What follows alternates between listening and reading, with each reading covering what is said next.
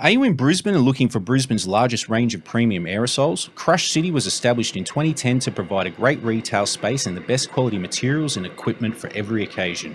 With heavy stocks of Montana cans, Iron Lac, Bez, Loop and Molotov. To find out more, including opening times and deliveries, get at the team at crushcity.com.au or get at the team via Crush City Fame on Instagram. Or head into the shop at 423 Ipswich Road, Annerley. Crush City are proud sponsors of Beers, Beats and the Biz. Doors closing. Please stand clear. 420 Superstore are one of Australia's largest providers of 420 cultural giftwares and paraphernalia.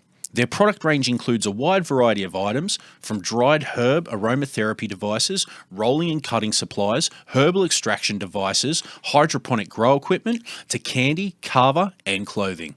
Open at their brick and mortar location at the Hooper Centre, Toowoomba, Queensland, and online at 420superstore.com.au. From seed to satisfied, 420 Superstore has everything you need. Visit 420superstore.com.au today.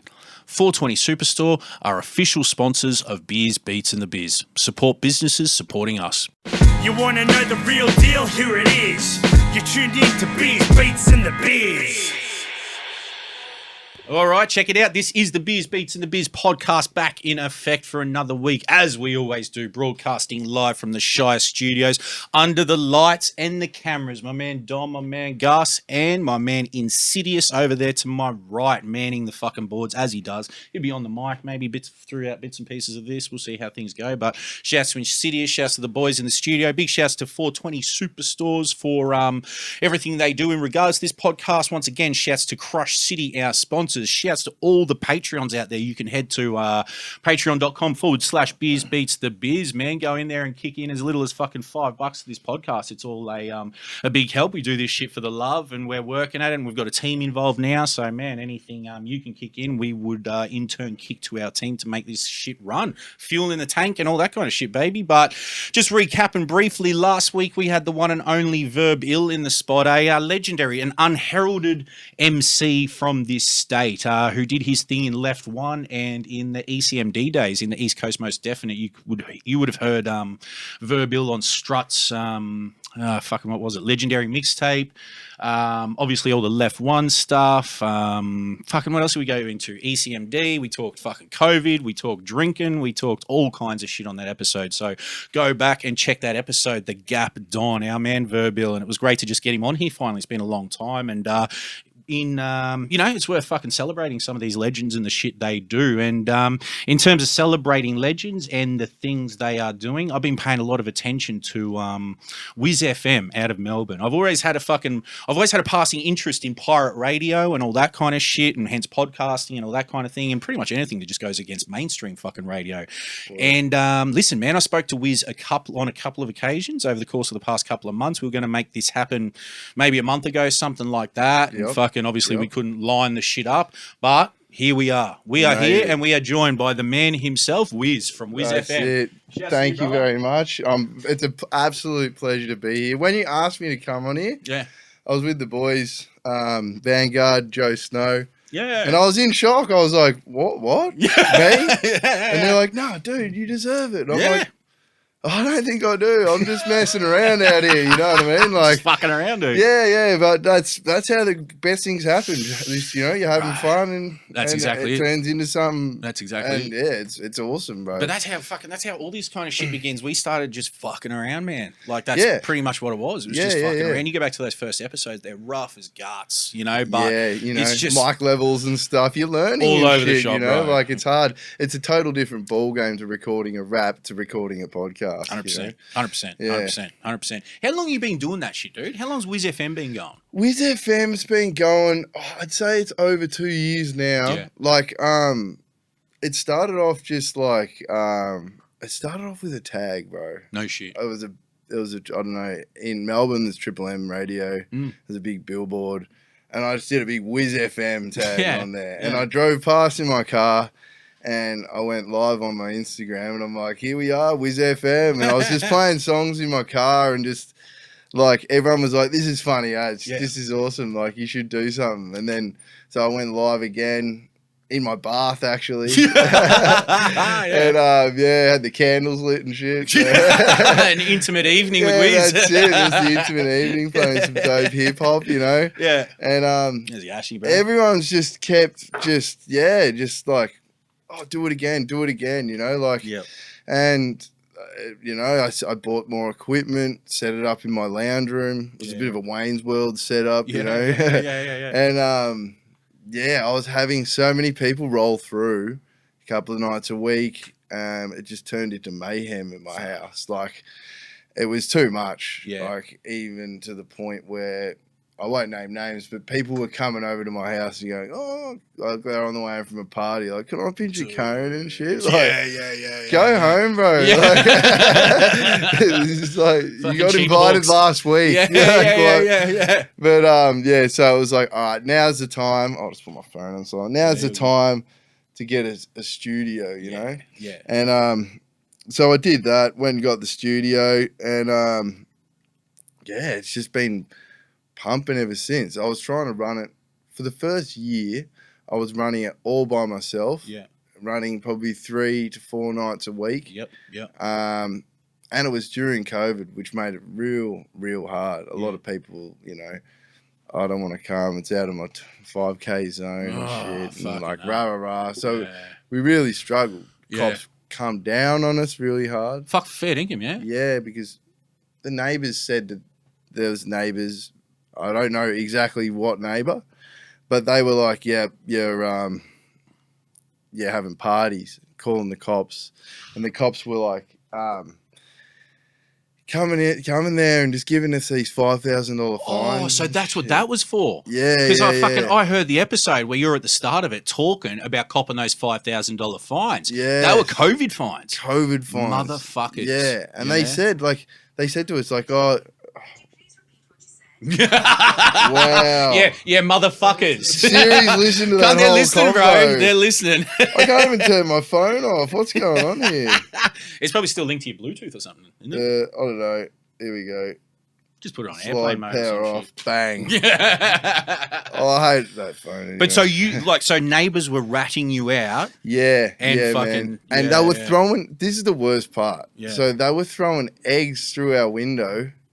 And apples and stuff, which was hitting the fan and spraying everywhere. It was like, oh, you're joking. and I was like, all right, we got a bit of a war on our hands, like. So I'm yelling back at them, and then they ended up calling the cops, and I'm not gonna say anything to the cops. So I could have just sat there and gone, they're throwing eggs at me, but I just said nothing. Yeah. And obviously we just got a fine which I never paid anyway. No.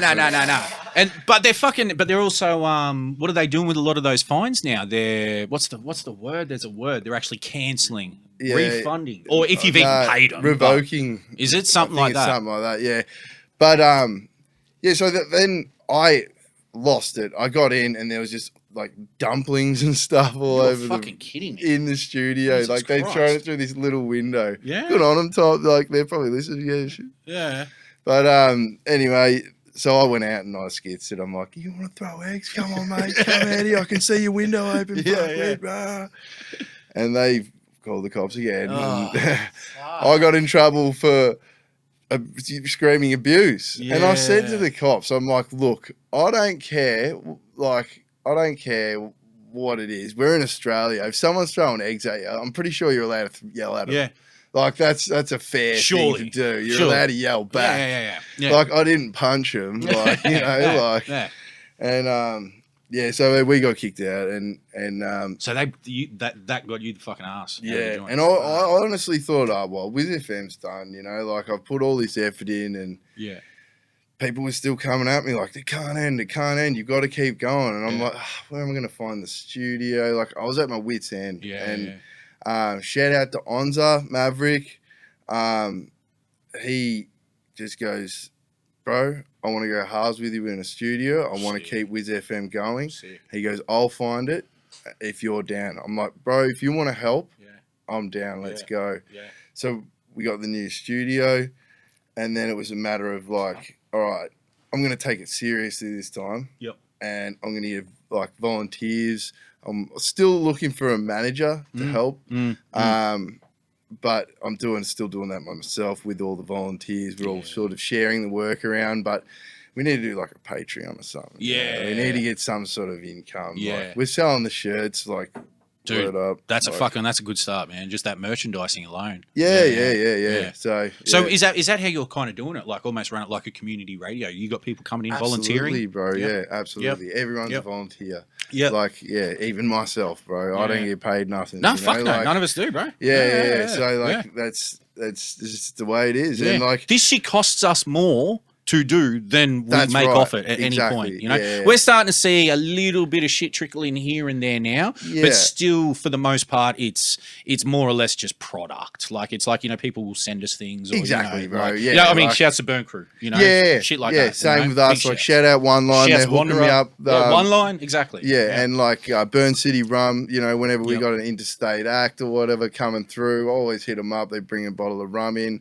and we have so that's good.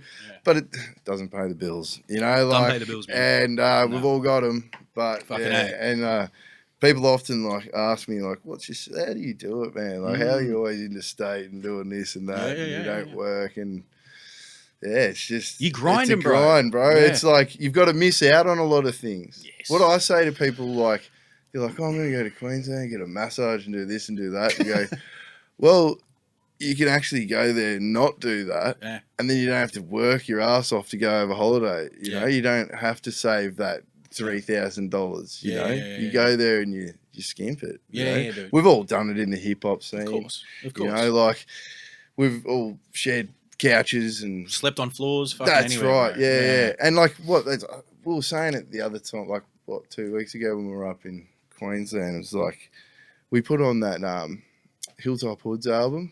What's it called? And he's like, I've got a bed in every state. Oh, yeah. Hip hop gave me a bed in every state. Yeah. And we were like, man, that's true. Yeah, fucking hell. That is true. Yeah. If you stick with hip hop and you are a nice person and you know you're doing your thing, people are gonna look out for you. And then you do the same when they come to your town and it's mad. It's like a really, really mad community. It's a reciprocal thing, and it is what you just said, bro. It's like a community, man. There is a community, regardless of generation, too. I've found, you know, it don't matter, man. Even like fucking younger generations, older generations, most are embracing of anyone.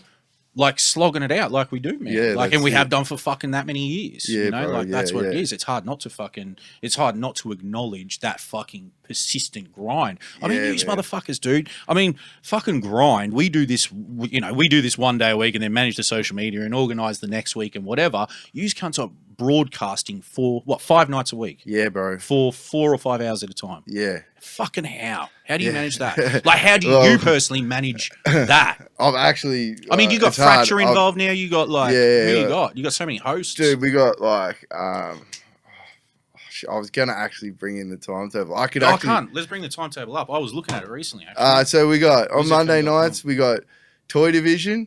He's a psychologist. Sydney dude, isn't he? Or is he Melbourne? He's a UK dude. Oh, UK. London. He's a psychologist and he plays hip hop and talks like psychology and like, you know, mental health. Yeah. And how to ways to improve your health, because obviously we know suicide is a massive problem in the graph scene and it's really bad. So that Monday night, then we got Great White Dyke and Grief Gang. I don't know if you heard of him. He's a producer from Melbourne. He's working with Rangers RC. Oh, is he really? Yeah. No shit. And then Dub Cakes is on Monday nights from 8 till 10. They're awesome. Yeah. They get a different DJ in from, it'll be anything from dub to drum and bass. Yeah.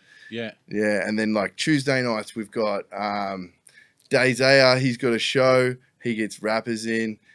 Ragnar the Don plays indie, electric, and like hip hop. Yeah. He brings in heaps of old hip hop records, which is dope. Sick. And then Cali Castro show. He's from Cleveland. Wow. Yeah. Yeah, man. Yeah. His show is so hype. It sounds like it's like an American radio show. Like, yeah. Because he's just like yo. You know, is he in the studio or is he in the studio, bro? No yeah. Wednesday nights we have Wilder Funk. he runs a little like sort of podcasty thing. Yeah. Then Selector Sarah, she's been DJing. She started DJing on WhizFM, and now she's doing shows and shit. So it's so cool to see her go from not even be able to DJ to now on a stage. Yeah, dude. That's amazing. And then after that is the Malice and Guts show. Gutsy. Yeah, he's got a show. Yeah. So they do it every Wednesday. They come in for 2 hours and they talk conspiracy, which I don't really like. Yeah. I don't really like. I love conspiracies and stuff, but I don't like to like push anything on my show. Of course. So it's good to have them there to, you know, talk that agenda. Talk the agenda that, you know, that people don't talk about on mainstream media. Exactly. Yeah. And then Thursday nights, we got World Hip Hop Show with Denta from Posse Shot. Yeah. Followed by our show on the D-Lo with Vanguard, me, and Knee High. Yeah. And then after that, we have the Red Line show with Fracture or One Puff. Yeah. And then Fridays is another Blazing Marty comes in and the On's the show. Bro, there's so much. It just goes, man. Just go at WhizFM. Yeah. Look it up. Yeah. Like, you'll find it all. Yeah, that's it. Yeah. Dude, I seriously marvel at how you are coordinating this. You know, like, and just like what happens when someone falls through? Do you have to step into that? Well, yeah, if there's enough time, I'd ring up another DJ and organise something else. Or if there's not enough time, I'll just go in and sometimes play songs myself or just put on a mix. You know, of course, like sometimes you just got to do that. But man, it's hard, but it's fun and it's good. Sometimes I think to myself, I should just be running a fucking basketball stadium and just having fucking basketball teams come in and play and get paid or something. Yeah. But, you know, like, then there wouldn't be a pirate radio station in Melbourne. Because you're doing what you do, beyond being the DJ, beyond being an identity on there, you're half fucking event coordinator, bro. Like, just fucking organising all that shit. We got shows. We got, like, live shows. We got heaps of shit going on. So, I'll tell you, like, with this fucking podcast, with me, like, okay, so we've got a bit of a team on board now. So, we've got dudes filming and shit. We've got 420 Superstore kind of managing things in some capacity. But it's still largely, like, in terms of lining up the guests, that falls on me. So, you know, for me, it's like lining up this week. I'm talking to a dude this week, you know, so like I'm talking to you currently, but we got last week's episode that we still need to promote. And then I need to know that next week's is booked in. You got every fucking night of the week, bro. That's why I'm just like, man, brother, you're fucking killing it. Like, doing it like that, you know, because that's work for me, man. Yeah, you know? And that's why I've got to shout out the people who are running the nights because, like, Will the Funk, Dazaya, Sarah, me, and Maverick. Onza. So like those 5 people there, they are WhizFM as well. Like WhizFM isn't just me. Yeah. I started it and I wish I didn't call it WhizFM. I wish I called it 420 KFM and then made it a collective. Yeah.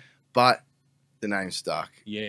And here we are. It's WhizFM. Yeah, but dude. I want it to be for everyone. It's for everyone. Yeah, dude. Yeah. It's community. Yeah, that's right. That's why people have keys to the studio, you know, and What's the, like, in terms of pirate radio coming out of Melbourne, what's the broadcast range? Like, how far are you reaching? So, at the moment, we're only getting from, like, say, about Burwood to, like, just past Footscray sort of thing, Tottenham. Yeah. Northern suburbs to sort of St Kilda, sort of like. Yeah. But the aerial is actually... Oh, there's a long story about the aerial. We may as well get into it. Yeah, do it, man. Yeah, let's go. So the aerial right now is hanging out the side of the studio. It's red hot as. Yeah. So it's that kind of steez. It's like you know, when I picture pirate radio, like we had Fracture on here fucking years ago. I got to get Fracture back, man. We got to get Fracture back. Now that we're filming all this shit. Legend, dude, you know. But we spoke to him about it because he was involved in pirate radio over there. And like I remember seeing pirate radio like hanging out the sides of fucking like the council estates. They get an apartment, they fucking stick, you know, they put fucking mattresses all over the walls and then just hang the fucking thing out the window. Yeah. Is that what it's like? Like That's how it goes. Dude, it's a fucking painter's pole. Yeah. With duct tape and shit. It's proper. With the extension fucking extended up. Exactly, bro. So when I first started, right, I started and I just went bang on my house. It was just on the roof of my house, this big ass painter's pole. And then I was like, this is nuts. So I moved it like literally a couple of doors down, which is gone now, so I can talk about it. Sweet. Like, so it was a couple of doors from my house on this gym that was getting built. And we put it up there, and I had heaps of troubles trying to get it from my house to that roof. Because that's the hardest part. There's no one that sells a part. Like, you can get a Bluetooth transmitter that will go 50 meters. No worries. Try to get one that goes a kilometer. You know, try to get anything that transmits a kilometer, good quality. The only thing you can get is a microwave transmitter. Which you've got to make yourself.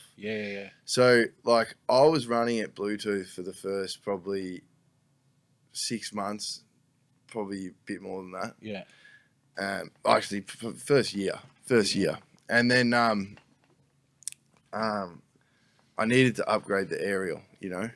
And it's sort of the Bluetooth cut out.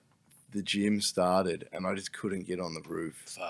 So all my equipment was stuck up there. So we got stuck on to we were just online for a bit there, and I gathered all this money. Few grand, got like a proper transmitter. So now we're running like a proper 50 watt transmitter with a really good sound card. And like, but the thing is, we just need to get the link to get it from our studio to this 70-story building. I won't say what. It's around about 70 stories. It's one of the biggest buildings, and we've gotten to the top. We just need to get this link to work. No shit. And then we'll be like running just like any other radio station almost. Wow. Yeah. So at the moment it's bouncing off everything in the city. It's like and then it gets out to the suburbs. Once it's like direct, no nothing in the way. It'll go so far. That's I don't know. crazy. It's but it's just the logistics of getting it there, and like, because I had to get the parts from England off a dude who handmade them, who runs pirate radio in Leeds. Shit, Like, bro, no one even knows what you're talking about. Like, no one knows. Like, unless you like, I've spoken to people and they're like, yeah, we do that sort of stuff, and then they find out what it is, and they're like, I'm not putting my name to any of that. You know what I mean? Like, for real. Yeah. Bro, I bought a FM transmitter into the Radio Shack, put it on the table, and they were just like, what the fuck? I'm like, I just need to, get this thing going. I want a new aerial for it. They're like, just get that out of the store. Like, don't turn that on. I was like, all right. I suppose that could compromise their business in some way. But but it's fucking insane, that man. What are they selling? Like, aren't they selling things for that kind of business? No, like, they're CB radios, CBs, 280s, all that sort of shit. It's just a different transmission. That that FM airwave is owned by the government. Dude. Exactly. So, and you pay huge licensing fees to try and broadcast. Yeah, well, it's, you know what? It's not even that much. Like, it's a few grand. Is that all? For a year. Okay. But then you're getting monetized. So then you're getting looked at. And then they're like, well, that was Em and you did it at 3 in the afternoon, you know? Shit. See, I thought it cost like fucking hundreds of thousands to get that bandwidth, you know? So to get the broadcasting and then to get that, like, if you want to get on FM or AM or whatever, to land yourself in one of those positions that are available, I thought it cost fucking huge. Well, in the UK, it's like something like $100,000. Okay. That's why it's so, like, they kept putting the price up and up because there were so many people that wanted to start radio stations. But here, no one thinks about it really doing it, bro. And like, also radio is like almost dead. Like, let's be honest. Dude, like, bro, straight up, it's digital radio is like, not long away. They're gonna get rid of FM. Yeah, dude. Yeah. And most cunts, like, you got to think, like, we were fucking talking about like advertising and shit on the way down here today, just down here, man, driving, and like, what advertising is to mainstream radio. Like, it's fucking drying up. That revenue source for mainstream radio. Absolutely, People are turning it off, man. They can stream a fucking podcast. They play their own fucking music. It's all off their phone in your car. Like, you know, man. Even at work, cunts just stream at work now, man. Exactly. You know, like, fuck, dude. It's only like your middle-aged dudes putting on Gold 104, like the classic at work and shit. Triple M on job sites, man. That's right. Know? Yeah, it's all you're really getting. Yeah. With like, you know, like people are still copping those Makita radios for job sites and shit. So they're still there. And like I don't know. That's a thing. Like, I don't want to get too conspiracy, but I don't know how long petrol cars are going to be about. You know what I mean? So once they get rid of them, then radio is going to be done for. Yeah, bro. Yeah. So the other thing, there's only really a small window of pirate radio. Yeah, man. But like, it's like anything. It's like tapes. Yeah. Everything can make a revival. Yeah. You know, like everyone's going to have that old boombox in their fucking, you know, shed. I think I think like, I don't think radio will serve a purpose because there'll always be a generation. Maybe not all. Well, that generation's dying. Let's be honest. But in terms of, I think there'll always be the search for opinion. You know, now we can get that far more easily via podcast. We can look for that opinion. Streams.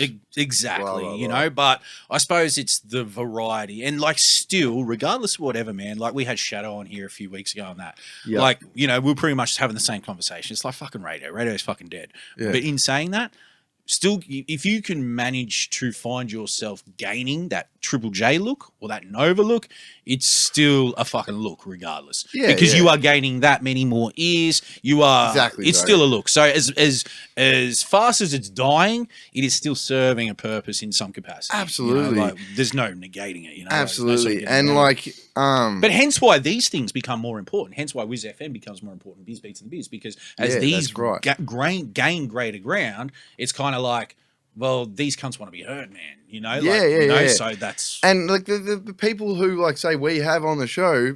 People want to hear that shit. Exactly. Like people really want to hear. You're not going to hear those cunts on fucking radio, man. You're not going to hear those people you have on. You know, never. Like, you know, you've got PBS and like shit like that in Melbourne, but like, well, there's community radio. It's once a week at fucking like 10 o'clock till fucking, you know what I mean? Like on the specialized show, fucking the hip hop show or the whatever. You know? Where like and like I've been talking to heaps of people about hip hop and like hip hop, like back when we were growing up, say rock was the thing. Like hip hop was like a very fuck all people listen to it, niche, and if you did, you were a bit out there. You're a homie. Yeah, you know, you cop shit off like rah rah. Yeah, and like man, like where was I going with that? Oh, dude, what hip hop was, man, growing up. That's what the fuck it was, dude. Yeah, so that's what I was getting at. Now hip hop is like one of the more common genres of music. Popular culture. Yeah. You know, where's the platform? Yeah. I think in Sydney they've just started a dedicated hip hop radio station. Have they really? Yeah, I saw it. Because to me, that's what I've thought the same thing, and I've heard it for years that we're going to see a national platform for hip hop and R&B in this country. And I was like, well, when? Like, you know, like I mean, it's long overdue at this point. Then you've got your 1/4s, your HP. You know, like they're like making well. If they're out of jail, I don't know. That's true. I don't know too much either. But yeah. I think a couple of them are in, a couple are out. You know, like, 1/4, definitely. That's always that's cool as well. There, you know, like, chance of doing their thing, man. Can't hold it against them, bro. You know. So but everyone's got to grow. You know? That's what I mean. Like hip hop itself needs a platform. It needs. And like WhizFM isn't just for the 1/4. We obviously respect all hip hop, all everything, but WhizFM's about the underdog, you know? Yeah, dude. Yeah. You know, and like, that's what I think the older heads want to support because they're like, oh, that's cool what you're doing. I want to come on your show. Yeah. You know? I liked what I like about like seeing with WhizFM, to me, it's broader than hip hop. It's kind of counterculture. Yeah. Like what user broadcasting is counterculture. Yeah. It's not the fucking, like hip hop has become popular culture, but you're broader than hip hop. It's drum and bass, it's punk, it's fucking skate, it's fucking this. It's counterculture, man. It's all that street essence, you know. Everything that goes against the grain, we will put on. You know, like and that's mad. Because I grew up as a punk, bro. Yeah. Like from the age of since I can remember, I was just into punk music, and then I was like, I hated the government, I hated everything, I hated everyone. Yeah, you bro. know, like, and then to be honest, I had my first pill, and I always loved everything for about 3 hours. And then I was like, wow, I could appreciate other types of music because I was only like, you know, Dead Kennedys or Public Enemy or Beastie Boys, or it just had to be that. Yep. You know. Yeah. Yeah, like Def Jam Records or straight whatever. up. What's that producer? Rick Rubin shit. Rick Rubin, bro. Anything that Rick Rubin made, I love. Dude. See, what I loved about Rick Rubin was that fucking he could produce he could produce for LL Cool J, he could DJ for the Beastie Boys, and then produce Slayer. I know. It's just like, what the fuck? And then go into the 90s. Bieber, dude, then go into the 90s, and it's like Johnny Cash and the Chili Peppers. And then to me, he gave Jay-Z his best song ever, which was 99 Problems. Like, it's just like, bro. Man, to me, it's just like, fuck this cunt. Yeah, genius sure shit. It's his best song Genius ever. shit, you know? Like, to me. Man, he's the king, and that's like, he's like one of my idols. I've got a lot of idols. I wrote down a whole bunch of inspirations, but we'll get there eventually. Can't we share inspirations in that, man? Straight up. I'm inspired by Rick Rubin too, bro. 100%. Yeah, bro, yeah. I love, Rick Rubin. Redman's actually one of my, he's got a radio station too. Does he really? Yeah. Yeah, he does a little radio station thing. And, wow. Man, it's just like people like that who are just like motivated and like, just keep pushing and pushing, you know, and like that's inspiring to me because I know how hard it is to, you know, sometimes it's easy. Sometimes it's easy. Like, sick, can't wait. Yeah. Sometimes I'm just like, oh my God. Yeah, I don't want to do this today. I can't be fucked hearing another person rap. Yeah, dude. Like, no offense to you out there, but oh, dude, sometimes, man, I gotta drag myself down here. I'm just like, I don't fucking feel like doing this today, man. But it's just like, nah, just go do it, dickhead. Just do what you gotta do. And often once you sit down, it's fucking dope. Yeah, you know? It's like, mad. It's not that hard. You know, it's like, it's not that fucking hard, cunt. Like, seriously. Organising is the hard part. Pretty much. That's what puts you off the whole thing. Like, and like me, like I used to come down, I get pissed, and like, I'd be sort of like, oh fuck, I gotta be careful, like, and always in the back of my mind, and then I just start fucking drinking. I've found I'm better at doing this and more effective at doing this drinking less, you know. So like 100%, on man, since we started filming, I'm generally on the water, you know. Like I'm having like Russ poured us some vodka just then because I got down here. I'm like, oh fuck, give us one drink. You know? But like it's you know. Well, I got a drink on the way because I was like, it's called beers. I've got to have a drink, right? I don't really drink too much, but not these days. I used to be a heavy drinker, every day, like in the morning and whatever. But it all whenever you got to spare 10 minutes, mate. Yeah, it all took its toll on me, and I was waking up like feeling like I was crying and shit. Then I have a beer and be like, woo! Here we go again, you know? This has got to end. That's the thing, it's the only thing that make you feel normal at a point, you know? Like, it's like, fuck, you got to wake up and you just need a drink at some point through that day. Well, it starts off, you just like, today's a bit hard. I'm just going to have a drink. That'll help me cope through the day. Yeah. That's all it starts off. It's so innocent. It's like, I'm just having a beer at lunch. There's nothing wrong with that. Yeah. And then from there, it becomes a coping mechanism. And all of a sudden, it becomes smoko at lunch. And you're like, I might duck in for a vodka. And then it happens really, really easily, bro. Really. Dude, I was fucking, man, I was doing my trade over on the other side of town. I travel from the south side of Brisbane on the train, and every morning I'd get on the same train at 6:20 in the morning, right? There'd be a cunt sitting there with a VB largie under his little fucking work satchel on his way to work. Every fucking morning without fail. If that cunt was sitting on the train, he had a fucking VB large, and I'd be like, fuck, 6:20 in the morning. Dude. And then you get to an age where you go, actually, that's probably pretty fucking easy. You know, like, that's the only way the cunt can get to work. Exactly. You know, like, that's probably the only thing. If he didn't have the longie, he's not getting out of bed. That's it, bro. He's going to be depressed. And he'd see ticketies, like, and he was an older, like, man, I'm a fucking kid. I'm in my early 20s at the time doing a trade and shit. Late teens, early 20s, something like that. I remember I'd look at him because I'd drink after work or whatever. Yeah. And I'd look at this cunt and, like, you know, and he'd look at me and, you know, you just fucking acknowledge one another. If ticketies got on that train, man, he's fucking hiding it. He kept the lid in his pocket. He put the lid on it, put it in his bag. That's the old hustle, man. You know, that's what I used to do. You always have the lid on you, and the ticketies come, put the lid on. No, mate, this is actually sealed. This cunt was probably 30, man. He looked like a piece of leather. I'm telling you, man. This cunt looked like a car seat. This cunt looked like that seat over there, bro. You know, I was like, fucking me, man. See, that's what I would have turned into. Yeah. I had to stop, bro. Yeah, dude. Yeah, fucking A. Yeah, that is the hustle, man. I'd had like fucking ticketies come on, and then I'd put my cap on my drink, and then like you know they'd be like, oh, you know, you've got a drink, and I'd be like, no, it's not illegal. Like I wanted to have half a beer at my house and then half a beer at my mate's house. When I get There's nothing wrong with that. If I had a bottle of fucking vodka that was half drank with the lid on, would I get in trouble for that? You know, like, yeah, straight up. Yeah. So it works, but I don't drink, kids. Don't drink, kids. You know, I mean, try everything fucking twice, but, maybe just fucking go easy. Listen, shouts to Verbilly. He put me onto this podcast this week, our guest from last week. Yep. He sent me this podcast during the week, and I listened to it, and it's about the effects of alcohol on us, on human beings, and people that have abused alcohol for long periods of time. And listen, man, this cunt is talking about fucking... just keep it down, boys. I can't keep my train of thought, but this cunt's talking fuck.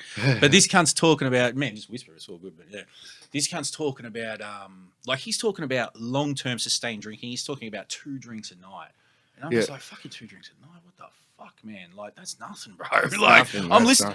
Yeah, cunt. I was like, man, if only. Like, you know, I was like, man, you know, like, that's fucking nothing. 2 drinks a night. Yeah, if you can keep it at that, that's fucking fine. The doctor actually says that it's good for you, I think. Some people do. Some people do. 1 wine a night, whatever, you know, but it's just hard to keep it at 1. That's the problem. Yeah. No, that's the thing. And like they talk about in relation to sustaining creativity and, you know, relate it back to fucking what it's doing to the neurons in your brain and all that kind of shit. Yeah. And dude, sometimes, man, I'm sitting here doing this and I stumble and I fumble and I can't remember a word and I'm like, that's probably fucking years of alcohol abuse, man. Oh, yeah. Substance abuse in general, but, you know, like... Oh, don't get me started on substance. Let's not start. I've partied for years. No, I can't. That's what it is. You know, like it's always been that. That's that lifestyle, man. Yeah, man. You know? Absolutely. Well, dude, like where does this sort of fucking journey begin for you, dude? The Whiz brand, the Whiz everything. We'll come back to the radio stuff. Yeah, whatever, yeah, but, sweet. I mean, you're a writer. You rapped. You were an MC for a while. Yeah. So, I've always sort of been interested in graph. Always had a tag. You know, I've 16, you stealing a can from someone's back shed, doing your tags. And I was hanging around with a few dudes like the Dub Deed boys. Shout out to those dudes, except for one of them. But anyway, he knows who he is. But yeah, no, like, so I was going out just doing tags here and there, and then sort of started rapping. You know, got into Trem and shit like that. Yeah. Shilza actually gave me a Trem burnt CD once, and that was like, wow. Yeah. And so I was just recording shit, just like really shit quality. Yeah. Like, and then my mate got good computer, downloaded Logic, got a good mic. We made a few tracks, and they were just like parody tracks. They were jokes, you know. Yeah. And well, I got in a bit of beef with some other rappers, which I also won't mention names because it was fucking years ago, you know. Yeah. And someone like their producer copied our track basically, and then caused all this shit. I was at the Hilltop Hoods gig, and like it was like Goonbag Radio were actually there. Oh yeah. And he was talking about it on his show, this beef and shit. Really? But and that just sort of like put me off rap. Yeah. I was like, fuck this. Fuck all these cunts. I'm here just to have fun. Yeah. And I was like, I'm just gonna just concentrate on graph. Yeah. Because like I know more writers than I do rappers. Yeah. And like I just like, and I was shit, bro. I was shit. Like my first tag, The Wizard, it was like, I was very inspired by Bones 70K. Yeah, word. So it was like a really straight letter. Yeah, some left of center type tag. shit. Yeah, I've actually got it tattooed on my leg. But and that just like people would just like, you know, talking about it, and that gave me interest. I was like, oh, what? You like that shit on the freeway? Yeah, the big weed sprayer, fucking wizard. Like, everyone's going, who's this wizard guy? You know? And I was hanging around with, like, SR and shit like that. Shouts to, like, Coral and Perch, Kipper and Rinse, and they sort of, like, I sort of suppose got a bit of style from them when it comes to, like, throwies and shit like that. And, shout out to Coral. We were working on a throwie for me. And once I got that throwie, bro, that was it. It was on. It was on. Yeah. I was like, fuck, I'm putting that everywhere, dude. Yeah. And that's all I concentrated on for fucking years. Just, And, like, I always loved doing panels and, like, did a few here and there and shit. But my main prerogative was just to fucking bomb the streets, dude. Yeah. And it was, like, about the time when Nost really took off. And he was like going hard as Nost and Pork. Yep. Shouts to them. Yep. I was like, oh, maybe I should, stay up all night every day and do this whole bender graph thing. But I was like, nah, I can't. As I was saying, I can't drink. I can't do all this stuff. So I was just like, oh, I'm just going to chip away at it. And then eventually, like, you see riders come and go, and then all of a sudden I'm like, oh, wow, like, I've been doing this for 10 years, like, what the fuck, and I'm still doing it, like, just steady pace. Yeah, dude. I love to travel. Yep. That's my main thing now is just to get up in different places. Yes. Like, because I feel like I haven't conquered Melbourne, like some people would say, you're the best, but, like, there's other dudes out there, man. Like, there's always someone better. Well, were you one of the most up cunts across Melbourne for a minute there? Were you up, like... Some people would say that. I don't like to... I would always... you're not going to blow your own horn, but Some people would say that for a little bit there I was, but I'm more of a steady. Like, I'd always say, like, it's the tortoise and the hare. You can go to jail or you can just keep plotting along, getting those stay-up spots. Yeah. Just keep getting them. It's a marathon. Yeah. It's a marathon. Then you've got dudes like Kohler and World. Like, they've just, like, absolutely nailed the stay-up spots, bro. They are going, like, they started going hard as, like, Nost and Pork, but just, like, the most hectic stay-up spots. Now, like, I don't know, I think those two dudes are going to be up the most. Yeah. Forever. Dude, I fucking, like, I've said this 100 times, but I remember when I first started coming to Melbourne for music and, like, it was early 2000s, 01, 02, right?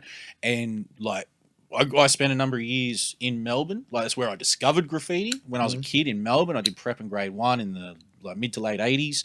I was in prep in grade 1, and then my family moved back to Brisbane, right? And I hadn't been to Melbourne in years. And then early 2000s, I come down for music and fucking, I remember when we get out of the airport, man, and like pubes and dorps are up everywhere. Stickman. Oh, is it Stickman? No, what was it? Fucking, but no, all that shit, dude. No, not Stickman. Fucking, I can't remember, but I remember just being like, what the fuck? I've said it 100 times. It was like going to New York. Yeah, like bro. Trekking from Brisbane in that era, Brisbane 20 plus years ago, down to Melbourne at that time. Yeah. Fuck, man. Yeah, you had your Monsters and your Boscos and your 70Ks and like... And we'd get down, like, if we were fucking, like, if we were, like, in Paran, we'd be on Chapel Street at Revolver or something like that. So we'd always be in that vicinity, staying at someone's house or staying in a hotel or wherever, like you'd be in Fitzroy or even at the SB, St Kilda. Bro, every second wall you walk around, there's a WCA production, there's a fucking RDC joint, there's a fucking this. You go through the list, man. It was just like... And then Jets and fucking Pisa throwies. Pisa Zork. Like, it was just and throwies just through town everywhere, man. Everywhere. Like the shit. Like around the Victoria markets, like it'd just be fucking hammered. I'd be like, at what time of night are cunts getting up like this around here? Like, because it's just constantly populated. There's always someone around. Yeah, bro. Like Fitzroy, like that for a while there, it's sort of dying off. Graphers don't really hang there, I'd say, as much. The writer's bench isn't really a thing as much anymore. But like that place, like you can pretty much just roll down there and just paint. Yeah. Like, just go down an alleyway and just start painting it. People are more likely to come and say hello than tell you off. Like, But then you got stories like Ether, who got done putting stickers up in like Fitzroy, bro. Yeah. And it was like, what? Fuck. How did like one of the best riders, the best train riders in the world get done putting up stickers in Fitzroy? Yeah. Like, it's a very unlucky thing. Like that, but generally, bro, Melbourne's fucking sweet. Yeah. You go to Brisbane and start doing tags, people are yelling at you. Oh god, yeah. Oh, God, fuck you. Yeah, bro. Yeah. Even it's a worse different back ball then, game. man. Like 15 years ago. Even worse. It's like this city has become far more cosmopolitan in only the last 5 years. And that's where we've seen like the street art go up. You go into Brisbane now and, we've had Drapple on the podcast. We've had a handful of others. And they're the cunts that, it's almost like fucking they run this city. There's a handful of names, Soffles, fucking Drapple. There's probably a handful that just have all the fucking walls, there's so many walls around this city. They're the go-tos, and that's what it is. So it's not that we've entirely embraced graffiti. It's more an embracement of a select group of kind of street artists. That's how it starts, though. That's how it starts. Yeah. It takes that one big mural of like a head, and then someone's grandma goes, "Oh, that's nice." Yeah. And then they're like, "Oh, I don't mind it," and then slowly. Now you got architects employing these cunts. When they build buildings, they factor in the mural down the side of some fucking, some pseudo apartment. In Melbourne, they're doing that. Like I'd be working on job sites years ago, and there'd be like some artists, getting paid like $30,000 to paint a mural and shit. Unbelievable, like, what? The cunts make fucking loot too, bro. What? Yeah, absolutely. Yeah. But your personal journey through graph, so fucking. Man, you're at it for a decade plus. You were fucking killing it. Yeah, bro. Yeah. I was doing a little bit of legal stuff for a bit there, but getting paid to paint walls and whatnot. But it's just like it took the fun out of it. Yeah. So all of a sudden you got someone going, "No, I want a fucking sun. I want it to look like a sunset here."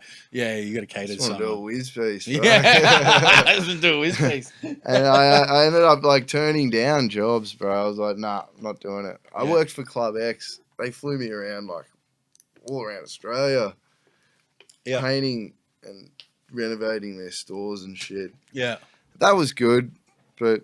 That was good because it was just like a free holiday to go bombing. Yeah, dude. Yeah. And they put me up for like a month in Sydney or Brisbane or Adelaide. Or more. Sometimes 3 months. We do like a few stores and shit. What are you doing in Club X's? What are you fucking doing in those places? Oh, dude.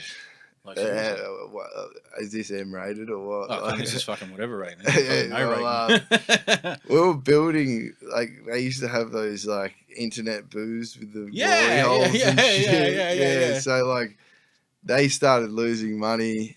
They weren't making money, so they made these cinemas, porn cinemas. No. So now dudes just go in there and just sit there and fucking it's like $16 for the day. They take like a lunchbox and shit. And they just go in and go. Like a lunchbox and a towel thrown over the shoulder. That's it, bro. I'm going in, boys. Yeah. But it's like a crazy thing. They set up things in these cinemas to turn straight guys gay. You're joking. Because there's heaps of money in it. They'll be going into the internet booths and they're like $2 a minute. Yeah. Or they can get $16 for the whole day of this thing. But then there's these things they're like a bar where the gay dudes sit underneath and you can sit there watching straight porn, getting your dick sucked by a gay guy. You're fucking kidding. Jesus Christ. And so that's how it all It's a wild. It's a wild world. It's very, yeah. And no shit. It was fun working for them for a while, I've seen some shit. Oh yeah, I'll bet. I managed the store, some of the questions that people would come and ask me as the manager of a Club X. Yeah. It was like I was a sex pharmacist. Yeah. This one dude came in and he's like, my boyfriend thinks my ass tastes shit. What can I do about this? And I'm just like, I don't know. We've got these enemas. You could probably fill it up. We've got a big liter thing of strawberry lubricant here, maybe. Bleach it. I'm just making shit up. Dude, I sold a blow-up doll to a blind guy. It's hectic, man. And, he came in with a video, a photo of this really good one, whatever. And I'm like, dude, we don't have them in stock. I'm like, we've only got these ones. Yeah.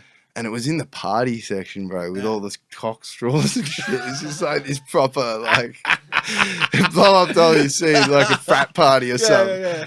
And he made me get it out the packet, and he's like, "Can I finger the mouth and the?" Oh, you're fucking. And I had to stand there. If you're gonna fucking buy keep it, a straight face. Yeah, bro. He fingered it and bought it. Yeah. Fucking hell. I was like, bro, you might want some lube with that thing, bro. Yeah. Don't go too hard, eh? So where is this place? Ask him for Russ, you know? Now, do you remember the dude? Fuck, dude, there's the... Brisbane had the main peep show in the valley opposite Brunswick Street Mall for years. Yeah. Do you ever see the dude? Not you would. You might have years ago. Yeah. But the cunt that used to he used to mop the floors in there on Friday and Saturday nights. Bro, I know yeah. Have you seen this cunt? The Brisbane shop and Run Mall. Yeah. No, Brisbane in the Brunswick Street Mall. Oh, not Brunswick Street Mall, opposite Brunswick Street Station.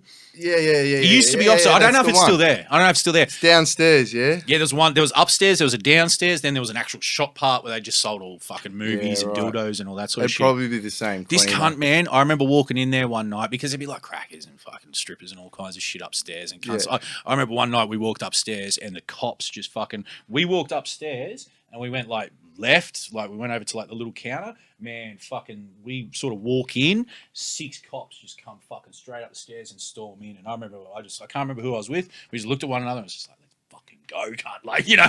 We just ducked straight back down them stairs and got the fuck out because they were there for a raid for some or other. They get raided, bro. Yeah. But they had this fucking bung-eyed cunt fucking cleaning the floors and I was like, what a fucking job, man. They have one of them in each city, bro. Yeah, I believe it. Yeah. So there's and that's their job to clean out. Wipe down the fuck. Oh, it's just like, man, you fucking poor and cunt. I remember some of the things you see, like in those things, there'll be like shit sprayed up on the wall. Like all sorts of shit.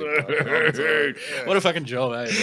Like, what an industry, bro. It was crazy, bro. It was crazy. Yeah. But yeah, man. No, so that's how you went up in the fucking those joints. Yeah, and that was a mad opportunity to get up in other cities and shit, you know. Yeah. And that's what I was saying before. Like I just love getting up in new places now. Like I've smashed Vietnam. I still want to go back there and do some more things there. But yeah, man, I just know. Yeah, it's just that now I've got the radio station. It's hard to find the time. Like I used to have go on a month holiday twice a year. Like, yeah. But it's just like I think I'm just gonna have to make them 2-week holidays now. Yeah. Which is cool. I'm getting older and shit. Yeah, dude. Yeah. And this fucking the potential of WhizFM is just.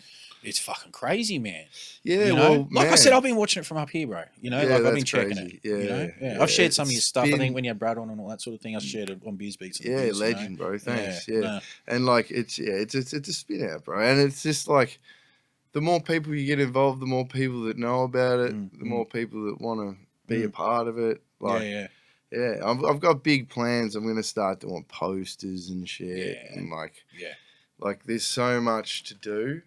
I just almost need to employ people, which is I just need to get to a point where I can have donations and subscribers where I can then have a street team. Yes. You know? Yeah. Shit like that. Yeah, dude. Yeah. Even just then I can go on my holidays and go skits. That's it, bro. That's it. But even fucking starting the street team organically, send out, you get fucking the next 10 people that follow you, send them out sticker packs, post them up, send me the photos. It's kind of, there's kind of ways and means around that now. That's something I even have to utilize. I'm slow with that, I'll get that. And it's fucking all of a sudden 6 months go past and I still haven't done it. It's so easy to let that shit slide. It's so easy, but it's so important. And this day and age, you just need to have.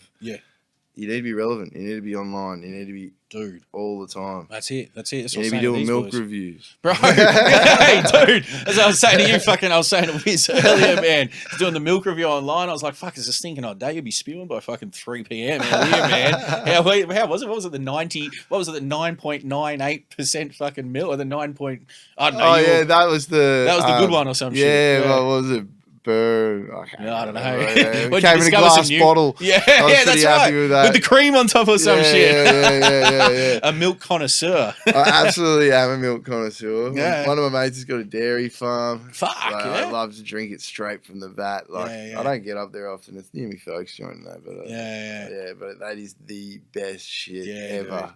I don't know if not many people have tried it. Nah, fuck. It's actually illegal for a farmer to give it to you straight out the vat. Yeah, because don't they have to homogenize and whatever they have to do. Homogenize and then fucking whatever it's called. Yeah, I'm not that much of a milk connoisseur. Yeah, because they can't drink it. They can't drink it fresh out the fucking teat or whatever. Yeah, I don't know. We've been doing it for the last fucking 1,000 years. It's only the last 100 years have made everyone start doing this. Start pumping preservatives and all that kind of shit to make it last, lasting milk. That's why I hate seeing expiry dates because it's like, bro, we've just been smelling our food and eating it. If it's like, that's what we've been doing for years, and now our bodies are so conditioned to not eating anything with like it has to have no bacteria. You're gonna get sick. Yeah, dude. Yeah. And like it's just like our bodies are so conditioned. But now, but like, I've been watching heaps of Malcolm Douglas, bro. Yeah, they're out there just catching kangaroos. Oh, for not even real? gutting them. They put them straight on the fire, like, fucking Malcolm Douglas. I haven't heard that name in years, dude. Bro. That's unreal. And all the episodes are on YouTube. If shit. you wanna, go have a look. Like the Leyland brothers and Bush Tucker Man's on there too. What was old mate LB? What was it? What was old mate? He died. LB Mangles. Oh yeah, you ever see LB Mangles? Yeah. I grew up on that shit, man. Yeah. I used to love that shit. Yeah, me too. I want to go out in a boat. Yeah, do that shit. Yeah. But with WhizFM and shit like that, we'll go everywhere. This shit goes everywhere. It doesn't matter. But like some of your favourite guests, dude, because you've had some fucking you've had mad cunts through that fucking studio now. All right, favourite guests. I mean, it's a pretty fucking stock standard question, but no. It's also a hard one because we've had so many. A lot of people, over the last couple of years. Yeah. But I'd have to say Forte, bro. Yeah, that was a fucking mad episode. We had heaps of fun. We were just giving away tickets to his show, taking callers. Obviously Brad Strutt was a massive one, dude. Matty B, because that was only a phone one, but it was still like obviously he was one of my heroes. Like then who else? We've interviewed like Onyx, dude. So how's this, bro? This is a crazy story. So we got onto the promoters for Onyx. We come up with a deal. I'll organise a videographer to film the show, and in return we get an interview with Onyx. Yeah, which was a pretty cool deal. Fair. And so we're down there, Laundry Bar. Shout out Laundry Bar. We're downstairs. We got all the cameras set up, and we're doing the interview. And I've got this brand new North Face jacket. It's fucking dope, right? And Sticky Fingers is like, I like that jacket. And then like they start talking about boosting, and we're talking about boosting and shit. And then at the end of the show, bro, I'm like, oh, where's my jacket gone? I put it behind the DJ desk. And I was like, oh, someone must have picked it up and taken it downstairs. So I went down to the green room, and here's like Sticky Fingers' jacket. Yeah. I lift it up, and there's mine rolled in a ball underneath it. Dead set. I was like, at the time, I just thought, the manager must have like just accidentally picked it up. Like, whatever. I just put my jacket back on and went through the night. Then I looked through the footage, and you can actually see him in the footage asking DJ Deno, shout out DJ Deno, you pass me that jacket. You're fucking joking. He stole my jacket. Well, he's not called Sticky Fingers for nothing, I suppose, is he? Bro. You got to give it to him. Yeah. And like I was talking to some of my American mates, and they were just like, "Yo, no, it would have meant a diss to you. It's just like a souvenir. He doesn't care about Australia, Like I'm like, but in Australia, you don't steal from the homies. That's just a rule. Like, You don't put them on you don't put someone on the dog. You don't steal from your mates. Over there, they're stealing from their mates and calling dogs all the time. So, what am I meant to do? Like, no shit. Yeah. Fucking hell. But you got it anyway. But other than that, who else have we had on that I really loved? I love Fracture's show, man. That's fucking that's sick. Yeah. And is he hosting that with two chicks or something like that? Or Casey G and Bella. Okay. So they're like sourcing all the tracks, and so shout out to them. They maybe don't get as much recognition as they should. Yeah. And Fracture, obviously, he sorts out tracks too, but he's the voice. Yes. And we all know that he's the best. Yeah, dude. Yeah. He's So- been done it too, man. And then it makes it sound like pirate radio, which I love. Of course. It would too. Fucking A, it dude. really does. Yeah. I even tuned in a few times, like during COVID, in the early stages of COVID, he'd do his Instagram live thing. You know, I tuned into a few of those, you know? Yep. Yeah, definitely. Yeah. And it's just like someone who's had experience in the game and whatnot. Yeah. Actually, tonight we've got Virus Sound on, and they're like a DIY sound system crew from the UK. They run pirate radio as well. So they're on tonight, which this will probably get aired. You probably missed it. Well, this will air Wednesday, so yeah, you've missed it. Yeah, but you guys missed it now. Yeah, that's why you just got to stay tuned in. Yeah. Oh, is it like, you know? I mean, I've got the website up in front of me. You'll probably see it on camera, but like, you know, is it archived? Is it? Yeah, everything's archived, but I just haven't uploaded everything. Oh, dude, there's a lot going on, man. Yeah, you know? That's the thing. Where's it uploaded to? SoundCloud? Yeah, SoundCloud. So you can go on the WhizFM.com and it links you to the SoundCloud. Yeah. And when you got that online store too, so you go check dude, out, like people. so check it out. Like people probably see this over the camera, maybe the WhizFM tees. Head to the shop. Head to www.whizfm WHIZFM.com. I mean, we're going to tag everyone into this shit as we go through the week and stuff like that. Yeah. Proudly sponsored by One Line Paint and Streetwear, and Burn City Rum. So like big shouts to One Line, man. They've fucking sent us shit too. Like, dude, yeah, they're absolute. He's an absolute legend, man. Yeah. Shouts to Bluffer. Yeah, dude. Shouts to all the GH boys, man. Yeah. And like, actually, you know what? I want to actually just shout out Pirate Mafia. Oh, can't. And just, I just want to tell people. How was their show Friday night? Dude, I'm telling you, I've been to a lot of gigs at Laundry Bar for the last fucking, I don't know how many years. Yeah. But that was easy in the top 2 or 3. No shit. Like, I seen Pete Rock and CL Smooth there. Yeah. And that was the first time CL Smooth ever left Australia and played Reminisce. Yeah, right. So I saw them up here too, he cried on stage and he was like, I never thought I'd ever get to leave the country and play this for my friend. Yeah. And that was like an amazing moment, obviously. Yeah. I saw DJ Quick and Corrupt. Wow. And they weren't even on the stage. They were just like in the corner, like, and we were like sipping their Hennessy and shit. It was dope. Like, because, you know, Corrupt's got that mad line. Oh, dude. What is it? If I gave a fuck about a bitch, I'd always be broke. I'd never have no motherfucking endo to smoke. That's one of the best opening lines in hip hop. Like, dude. Undeniably. Yeah. But, so that was dope. And Brad Strutt, Pirate Mafia, and Friday night. Viliani and everyone else who played. Yeah. And shouts to 420 Superstore. Yeah, big shouts to 420.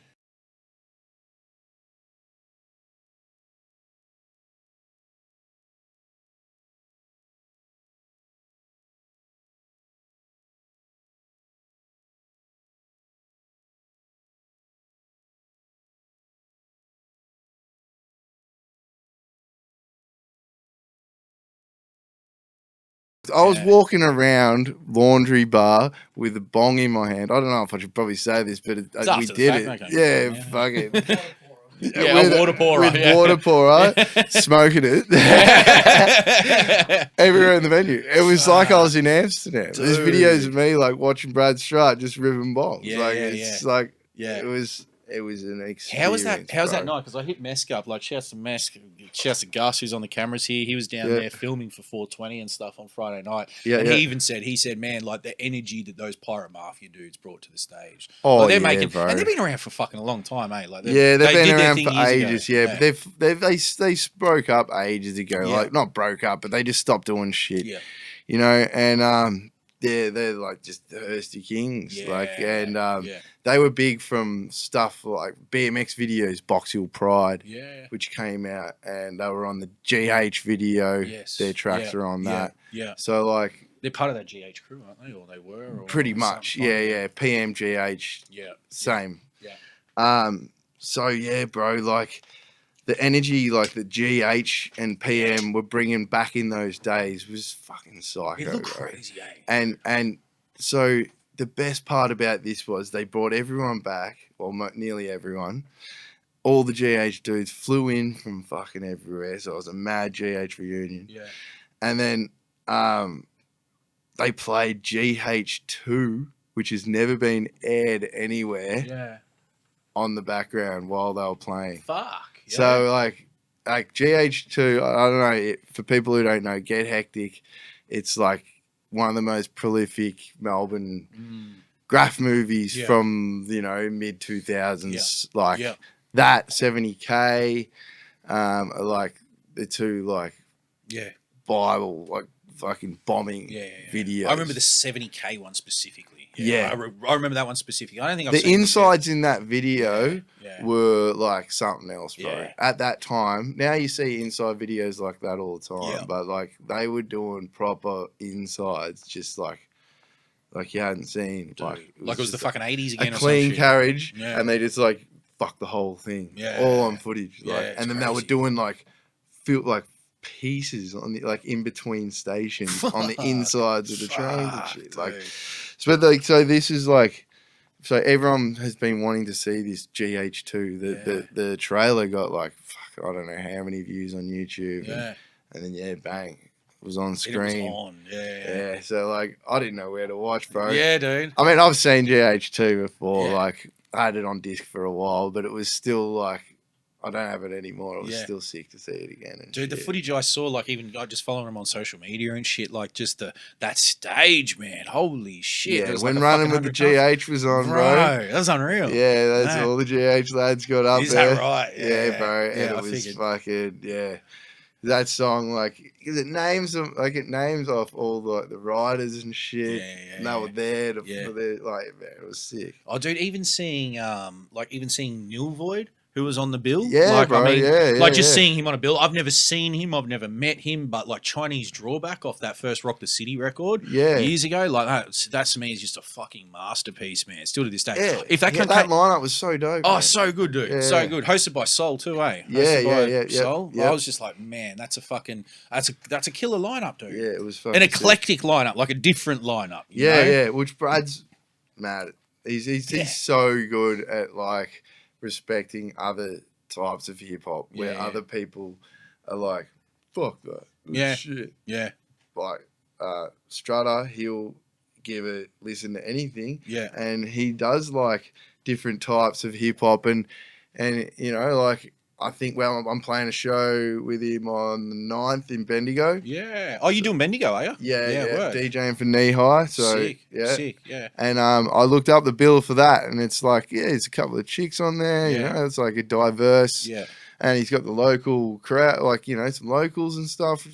That's dope, man. Yeah, dude. We had him up in Brisbane, and he made a point. Like, he made a point to make it like a somewhat eclectic build. Like, he wanted the Rangers, like, we organised for the Rangers to come up with him because, them to just get out there and start doing some shows, Rangers RC. Yeah, bro. But then to make it a relatively eclectic bill, but also just bringing those various forms of hip hop together, it's fucking old school, crazy. New school, exactly, like, fresh guys. Exactly.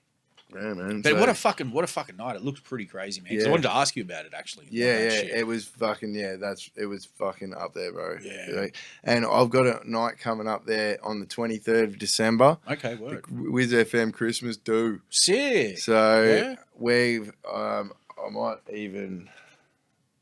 I turned my phone off. I've got the lineup in my head. No, I don't.